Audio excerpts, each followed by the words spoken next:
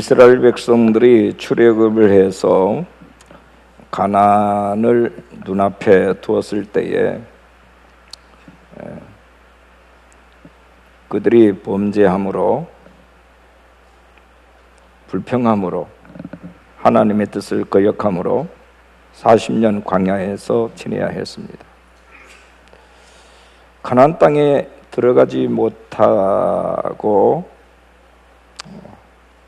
다음 세대에게 물려줄 수밖에 없었던 모세가 가나안을 목전에 들고 들어가지 못했던 자신에 대해서 어떤 생각을 했을까?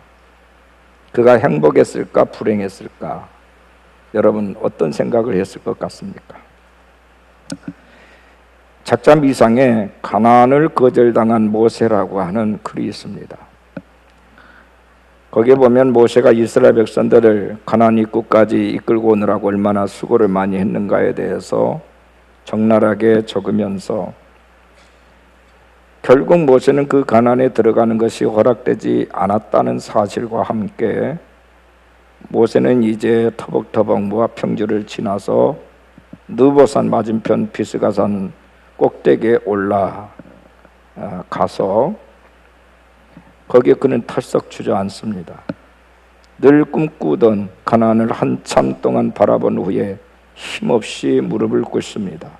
그리고 고개를 숙인 채 한동안 침묵이 흐릅니다. 모세가 왜 그렇게 있을 거라고 여러분 생각이 드십니까? 하나님께서 모세에게 다가오셔서 어깨 위에 손을 가만히 얹으시면서 그에게 물으십니다. 슬프냐? 아닙니다. 그러면 괴로우냐? 아닙니다. 그러면 서러우냐? 아닙니다. 그러면 분하냐? 아닙니다. 가나안 땅으로 인도하겠다고 말한 내가 너와의 약속을 어겼다고 생각하느냐? 고개를 숙인 채 돌처럼 한동안 움직이지 않고 있던 모세가 하나님께 대답합니다. 아닙니다. 그러면 왜 그렇게 엎드려 있느냐? 너무 행복해서입니다. 행복하다니? 가만히 생각해보니 지금까지 광야에서 하나님과 함께했던 날들이 제게는 가나안이었습니다. 어느 누가 하나님께서 직접 만들어주신 음식을 먹어보았겠습니까? 어느 누가 하나님께서 손수 내주신 석간수를 먹어보았겠습니까? 하나님과 함께 매일같이 먹고 자고 했던 광야가 저에게 있어서는 가나안이었습니다 하는 그런 고백입니다. 모세는 꿈에 그리던 가나안에 들어가지는 못했지만 그는 하나님과 동행했던 그 모든 시간들이 기쁘고 행복했다는 것입니다. 기독교는 우울한 종교가 아닙니다. 기쁨의 종교입니다. 본문 21절을 보면 이 백성은 내가 나를 위하여 지었나니 나를 찬송하게 하려 함이라. 이 구절의 의미는 하나님이 우리에게 찬송하는 삶, 기뻐하는 삶, 감사하는 삶, 행복해하는 삶을 살도록 지으셨다 하는 그런 말씀입니다. 우리가 기뻐하지 않고 감사하지 않고 행복해하지 않으면 어느새 불평과 원망이 우리 내면에 들어오게 됩니다. 그러면 광야의 이스라엘 백성들처럼 계속해서 불평을 하게 되고 또 연단은 계속되고 하면서 수고와 슬픔과 짜증이 계속 악순환 되고 맙니다. 좋은 날들이 예비되어 있지만 미리 모든 것을 포기해버리는 악순환, 마음이 안 좋기에 뼈가 상하고 건강이 좋지 않은 건강을 잃어버리는 악순환, 주변에 부정적인 바이러스를 전파하게 되는 악순환이 계속될 수밖에 없습니다. 예수님이 행하신 첫 번째 기적은 갈릴리 가나에서 물을 포도주로 바꾼 사건입니다. 그 사건으로 인해서 정말 우울했던 잔치집이 아주 기쁨의 잔치집으로 바꿔졌습니다. 기쁨의 잔치였어요. 기쁨과 행복, 이것은 하나님의 뜻입니다. 본문 19절에 보라 내가 새 일을 행하리니 이제 나타낼 것이라. 따라합시다. 보라 내가 새 일을 행하리니 이제 나타낼 것이라. 이제 나타나겠다. 이제 새로운 일이 시작된다는 겁니다. 오늘 말씀 제목은 새로운 창조입니다. 새로운 창조. 따라합시다. 새로운 창조. 새로운 창조의 역사가 저와 여러분의 삶의 현장 속에 매일같이 있어지기를 축원합니다. 새로운 창조를 누가 하십니까? 저는 오늘 세 가지를 말씀드릴 겁니다. 하나는 역사의 주인이신 하나님의 몫입니다. 그분에 대해서 오늘 성경은 주로 네 가지로 얘기합니다. 하나는 구속하시는 하나님. 14절 말씀 보면 너희의 구속자요 이스라엘의 거룩한 이 여호와가 말하노라. 너희를 위하여 내가 바벨론의 사람을 보내어 모든 갈대아 사람에게 자기들이 연락하던 배를 타고 도망하여 내려가게 하리라. 자, 이스라엘 백성들은요 바벨론의 포로가 되어 있었습니다. 근데 그 바벨론은 아주 교만하고 잔인한 족속입니다. 자신들이 모든 것들을 주장할 수 있다고 생각을 했습니다. 그러나 하나님은 페르시아의 고레스 왕을 통해서 그들을 치게 하셨습니다. 그리고 이스라엘 백성을 다시 고국으로 돌아올 수 있도록 은혜를 베풀어 주셨습니다. 우리 인생이나 역사가 사람이나 강대국에 의해서 움직여지고 집에 단 것처럼 보이지만 그게 아니라는 것입니다. 바벨론이나 아수르 등은 하나님의 구원 계획이 진행되어지도록 하는 일부분 도구에 지날 뿐입니다. 지나지 않을 뿐입니다. 구속하시는 분은 하나님이시다는 겁니다. 그 다음에 두 번째는 하나님은 우리를 통치하신 분이시다. 보면 15절에 보니까 나는 여호와 너희의 거룩한 이요 이스라엘의 창조자여 너희 왕이다. 너희 왕, 너희 통치자가 하는 것입니다. 하나님은 우리의 통치자이시기 때문에 당신의 백성들을 다스리시고 책임을 지십니다. 하나님은 거룩하신 분이시기 때문에 당신의 성품대로 당신의 백성들을 거룩하게 만드십니다. 그 다음에 세 번째는 시작에서부터 끝까지 지켜주신 분. 13절 본문에 보면 과연 태초부터 나는 그이니 내 손에서 건질 자가 없도다. 내가 행하리니 누가 막겠느냐. 태초로부터 지금까지 하나님은 우리를 붙들고 계신 분이에요. 하나님의 손에서 빠져나가게 할 자가 없습니다. 하나님이 하시는데 누가 막을 수 있겠는가 이렇게 말씀을 합니다. 때때로 우리가 이해하지 않는 상황과 흐름과 문제들이 있을 수 있습니다. 세상에 의해서 사람에 의해서 강대국에 의해서 모든 것이 흘러가는 것처럼 보일 수 있습니다. 그러나 그 모든 것까지도 하나님이 주관하시고 관여하신다. 이런 하나님의 섭리를 막을 자가 없다. 그런 뜻입니다. 그 다음 네 번째는 기적을 만드신 분이십니다. 16절 17절 보니까 나 여호와가 이같이 말하느라 바다 가운데 길을 큰 물 가운데 지름길을 내고 병과 말과 군대의 용사를 이끌어내어 그들을 일시에 엎드려져 일어나지 못하고 소멸하기를 꺼져가는 등불 같게 하였다. 이렇게 말씀을 합니다. 이 말씀은 이스라엘 백성은 출애굽할 때에 홍해바다에 애굽의 병사들을 수장시킨 사건을 얘기한 얘기입니다. 앞에는 홍해바다가 있습니다. 양옆에는 막혀 있습니다. 뒤에는 애굽 군대들이 죽여갑니다. 사방이 막혀있는 상황이 절체절명의 순간이었습니다. 그런데 하나님께서 일시에 그 애굽의 군대를 엎드러지게 했다. 표준 세번역에 보니까 바다에 큰 길을 내시고 그것은 물길을 뚫고 한 길 통로를 내셨습니다. 이렇게 기록을 하고 있습니다. 하나님은 사방이 막혀 있다 할지라도 거기에 길을 내시고 거기에 통로를 내시고 지름길을 내시고 기적을 만드시는 하나님이시다. 다시 말하자면 우리가 사방으로 우겨쌈을 당하여도 하나님 피할 길을 내어주시는 분이시다 하는 것입니다. 바로 그분을 우리는 역사의 주인이시다. 우리 전능하신 하나님이시다. 이렇게 말씀을 하고 있습니다. 역사의 주인이신 하나님께서 오늘도 저와 여러분을 이렇게 통치하시고 지배하시고 이끌어주시고 보호하시고 양육하여 주심을 믿으십니까? 믿으십니까? 믿으신다면 우리 두 손 들고 아멘하십시다. 아멘. 그 다음에 새로운 일을 창조하시는 하나님 무엇을 하시느냐? 오늘 말씀 보니까 두 번째는 더 놀라운 일을 하신다. 더 놀라운 일. 18절 말씀 보세요. 너희는 이전 일을 기억하지 말며 옛날 일을 생각하지 말라. 이제는 놀라웠던 옛 일을 기억하지 말라는 겁니다. 생각지 말라. 왜? 19, 20절을 보니까 보라 내가 새 일을 행하리니 이제 나타낼 것이라 너희가 그것을 알지 못하겠느냐. 반드시 내가 광야의 길을 사막 길을 내겠다. 이제 나타날 새 일은 더 크고 놀랍다. 너희들이 홍해바다 사건, 광야에서 무슨 일이 일어났던 사건에 대해서 너희들은 야, 이거 기적이다, 놀랍다라고 생각하느냐? 옛날의 사건에 너희들은 매몰되어 있지 마라. 이제부터 나타난 일은 그보다 더 놀라운 일이다, 그보다 더 새로운 일이다 라고 말씀을 합니다. 실제로 중동 지역에서는 사막이지만 강이 흐르게 되면 옥토로 바꿔지는 것을 볼 수 있습니다. 이스라엘 백성들은 모세와 함께 홍해바다를 마른 땅처럼 걷는 사람들이에요. 애굽의 군대들은 다 홍해바다의 수장이 됐습니다. 얼마나 놀라운 경험이었습니까? 그때 모세와 아론과 간격에 만취했던 이스라엘 여인들이 소구를 치며 춤을 추면서 부른 노래가 있습니다. 출애굽기 15장 1절 2절에 보면 내가 여호와를 찬송하리니 그는 높고 영화로우시며 말과 그 탄 자들을 바다에 던지셨음이로다. 여호와는 나의 힘이요 노래시며 나의 구원이시로다. 그는 나의 하나님이시니 내가 그를 찬송할 것이요 내 아버지 하나님이시니 내가 그를 높이리로다. 이렇게 되어 있습니다.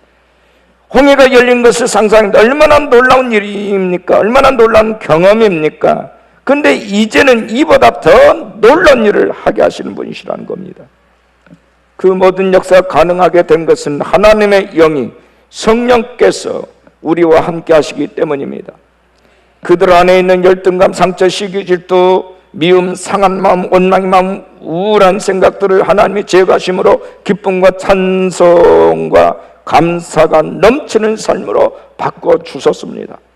이같이 오늘 우리에게도 주의 성령이 우리에게 임하심으로 말미암아 우리가 말로 다 할 수 없는 우리에게 재창조 역사, 우리의 마음에 새 마음으로 온유해지고 부드러워지고 하나님이 기뻐하시는 마음으로 평안으로 다시 새로워지는 역사가 있게 될 줄로 믿습니다.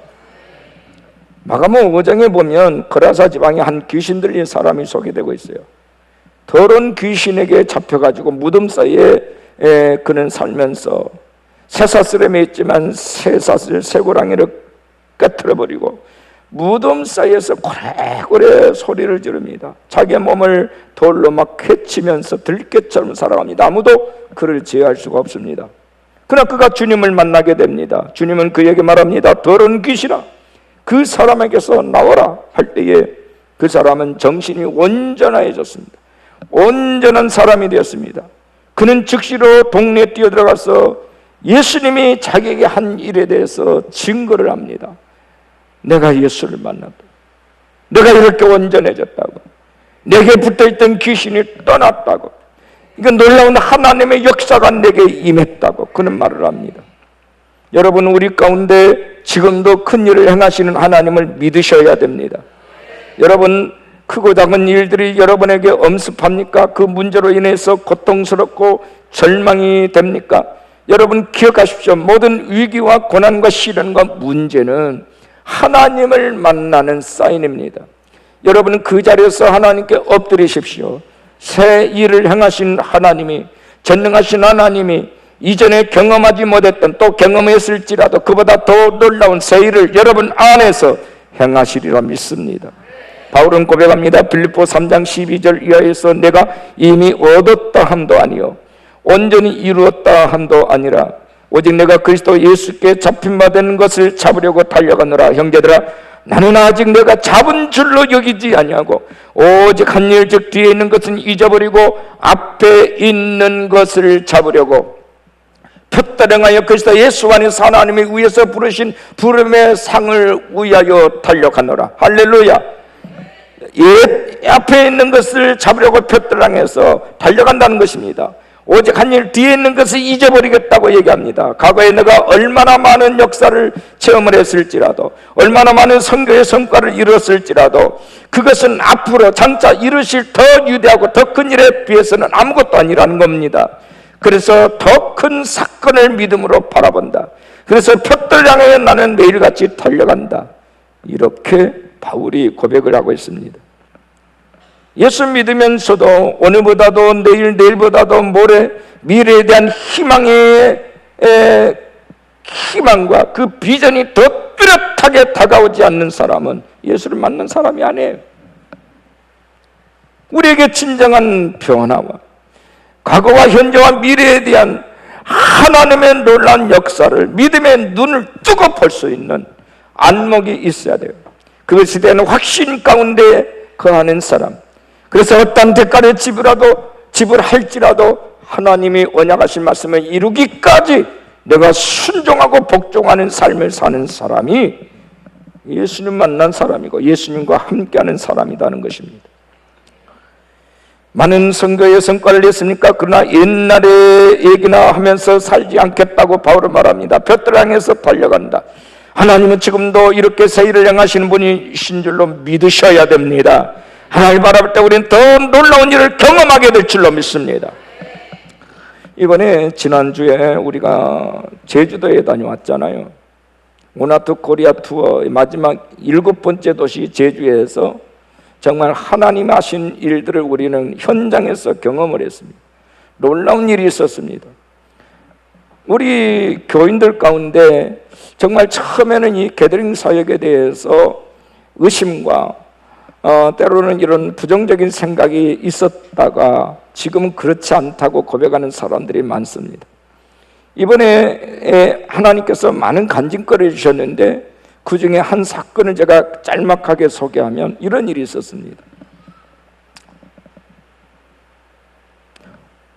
우리 교회 어느 권사가 길거리에서 어느 한 사람을 만났어요. 그분은 중국 사람들을 모시는 관광버스 기사였어요.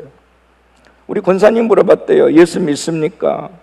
얼굴을 보니 예수 믿는 사람처럼 보입니다. 그러니까 그분도 아주 반색하면서 예, 저는 제주도 땅에서 4대째 예수 믿는 가정입니다. 그렇게 고백을 하더래요. 그래서 이렇게 잠깐 좋은 교제를 나누다가 거기서 헤어졌어요. 근데 그 다음에 우연하게 또 식당에서 그분을 만났대요. 그러니까 그분이 포돈교에서 몇 명이나 왔냐? 한 200명 왔다. 그러니까 너무 좋아하면서 자기 패스포트를 여가지고 거기 있는 돈을 갖다가 다 끄집어내가지고 우리 권사님한테 지어준 거예요. 이것 가지고 꼭 삼다수물을 사 드시세요. 그리고 종이에다가 성경 구절 4개를 써가지고 이렇게 건네준 거예요. 그러니까 이 돈을 보니까 10,000원짜리는 하나도 없고 5,000원짜리하고 1,000원짜리, 그러니까 손님들한테 받은 팁을 그대로 고스란하게 들려준 거예요. 꼭 삼다수를 사 드세요. 교인들에게 내가 대접하고 싶은 마음이 갑자기 생겼습니다. 그래서 가지고 왔어요. 우리 여정팀에 우리 총무하는 집사님이 그걸 내놓으니까 집사님이 깜짝 놀라더라는 거예요. 왜냐하면 우리가 여행사와 우리가 이 계약을 맺고 일을 이렇게 진행하는 과정에 돈이 여행사가 오버가 됐다는 거예요. 깜빡 잊고 상수값을 당신들에게 올리지 않았다. 그게 얼마냐? 7만 원이라고 7만 원을 줬답니다. 근데 여러분 아십니까? 그 기사가 전해준 돈이 정확하게 단 하나도 틀리지 않은 7만 원이었다는 사실. 할렐루야. 그 제가 우리 스태프들한테 그래서 이거는 천사가 전달해 주는 하나님이 우리 여정을 얼마나 기뻐하신가를 하나님의 표정을 통해서 보여준 사건이다. 근데 우리가 사역하다 보면 이런 일들은 비일비재하게 일어납니다. 여러분 이게 우연이라고 생각하십니까? 절대 우연이 아닙니다. 새 일을 행하시는 새 창조의 역사 일을 하시는 하나님. 세 번째는 그분은 사랑이시다. 하나님은 사랑이시다. 하나님 이스라엘 백성을 선택해 주셨습니다. 보배롭고 정결하게 여겨주셨다고 4절을 말합니다. 귀한 사명 주셨습니다. 말씀도 주셨습니다. 분별할 수 있는 거룩한 지식과 통찰력을 주셨습니다. 그런데 이스라엘은 하나님을 부르지 아니하였습니다. 하나님을 괴롭게 했고 하나님을 피곤해하며 따분하게 여겼습니다. 예배를 형식적으로 드렸습니다. 본문 23, 24절에 보면 내 번제의 양을 내게로 가져오지 아니하였고 내 제물로 나를 공경하지 아니하였느니라. 내 죄짐으로 나를 수롭게 하며 내 죄악으로 나를 괴롭게 하였느니라. 하나님께서 이스라엘 백성들에게 이런 섭섭한 마음을 표하고 있습니다. 너무너무 답답하시고 속이 상했습니다. 26절에 보면 너는 나에게 기억이 나게 하라. 우리가 함께 변론하자. 너는 말하여 네가 의로움을 나타내라. 우리가 정말 네가 옳은 일을 행한 것이면 한번 내게 말해봐라. 한번 따져보자. 네가 죄가 없다면 입증해봐라. 누가 옳은지 가려보자. 너희 초조상 아브람 때부터 번자했고 지도자들, 왕, 제사장들, 예언자들 다 내게서 등을 돌렸다. 다 나를 거역했다. 너희들이 의로운 일을 했다면 한번 증명해봐라. 하나님이 이렇게 말씀을 하십니다. 너무너무 하나님은 마음이 상하셨습니다. 예배가 뭡니까? 최고의 특권이고 최고로 복을 받는 시간이 예배입니다. 그런데 이스라엘은 어느 순간부터 이 예배의 감격과 축복을 잃어버리고 말았습니다. 자신들이 잘해서 열심히 해서 모든 것이 잘 된 줄로 착각을 했습니다. 하나님 앞에 드린 것을 아까워하고 귀찮아했습니다. 아무런 준비도 정성도 없이 의무감에 와서 드렸습니다. 오히려 수많은 죄로 하나님께 짐을 지었고 온갖 허물로 하나님을 지치게 만들었습니다. 이렇게 기본이 안 된 그들임에도 불구하고 하나님은 그들을 버리지 아니하셨습니다. 부모에게 있어서 자식은 얼마나 소중하고 존귀한 자입니까? 그런데 아들이 방황을 하고 사고를 칩니다. 그렇다고 해서 그 사랑이 변할 수 있을까요? 그렇지 않습니다. 사랑하기에 때로는 오르기도 하고 호통을 쳐보기도 하고 눈물의 채찍을 들기도 합니다. 마찬가지로 우리 하나님 아버지의 사랑 또한 변함없이 우리를 그렇게 사랑하신다고 말씀을 하고 계십니다.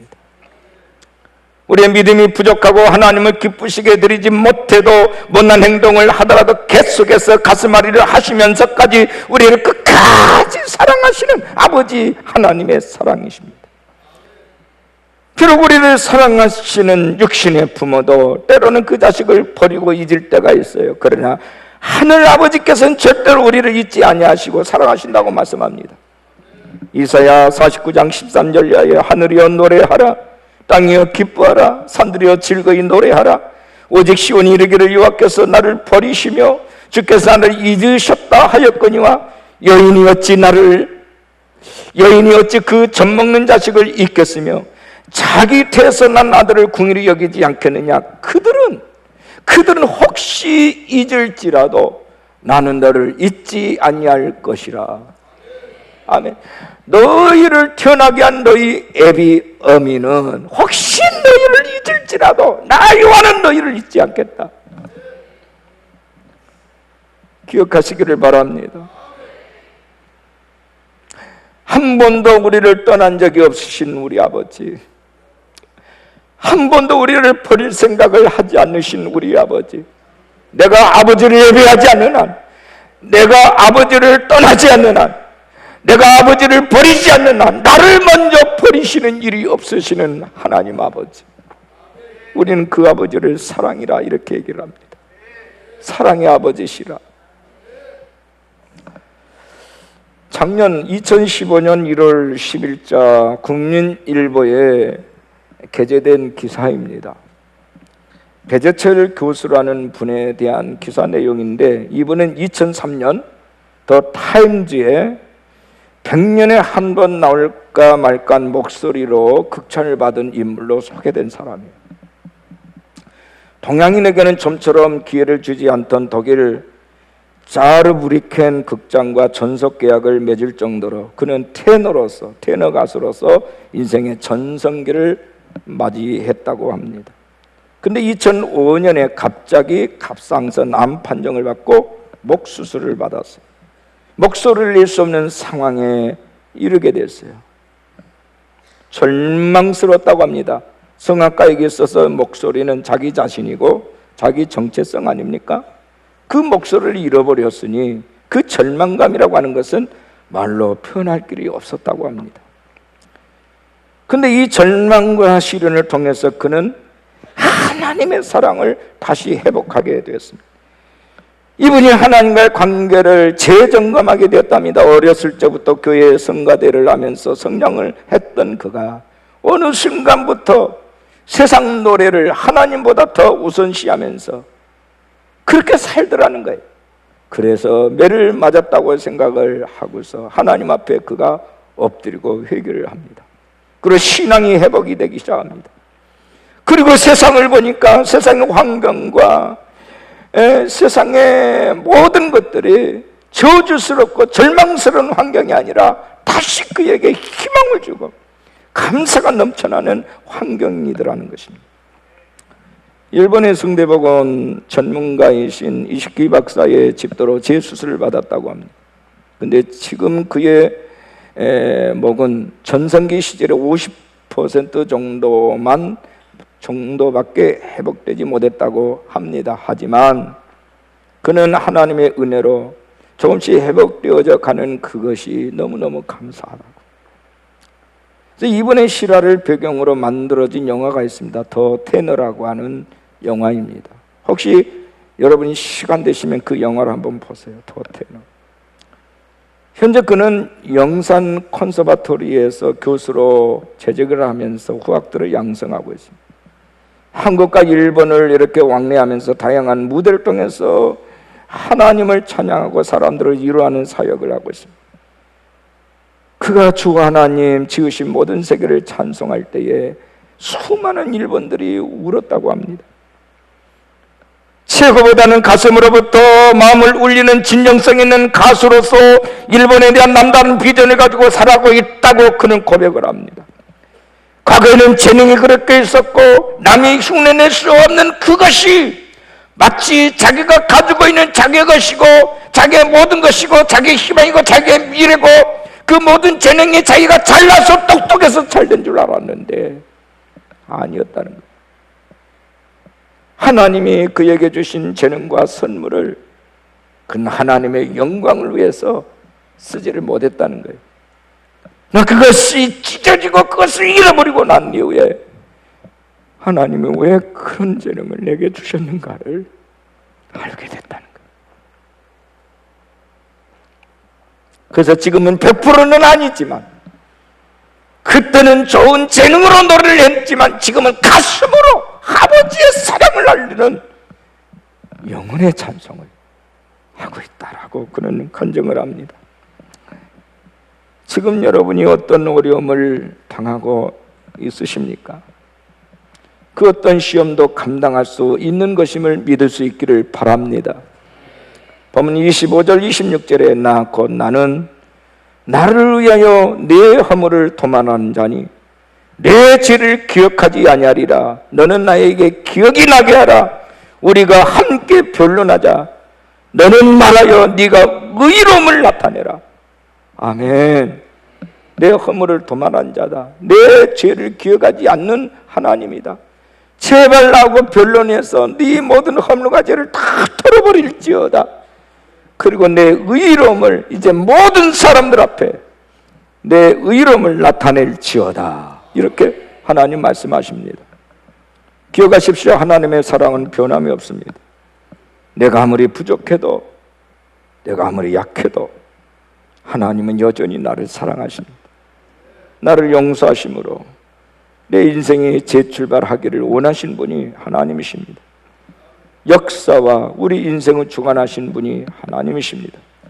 우리에게 구원의 길을 열어주시고 더 놀라운 일을 행하신 분이 하나님이십니다. 지금도 여전히 변함없이 우리를 사랑하시고 우리를 용서하시고 우리를 새롭게 재창조하신 분이 하나님이십니다. 여러분의 남은 생애 동안, 여러분이 숨 쉬는 동안 무슨 일에 종사든지 어디에서 무엇을 하든지 우리 하나님을 찬양할 수 있기를 축원합니다. 하나님께 영광 돌릴 수 있기를 축원합니다. 어제보다도 오늘보다도 내일 여러분에게 더 놀라운 기적 같은 하나님의 살아계심이 여러분의 삶의 현장에 재현되어지기를 바랍니다. 여러분 앞을 가로막고 있는 홍해바다가 갈라지기를 바라며 가나안이 열리는 기적이 있으시기를 주 예수의 이름으로 축원합니다.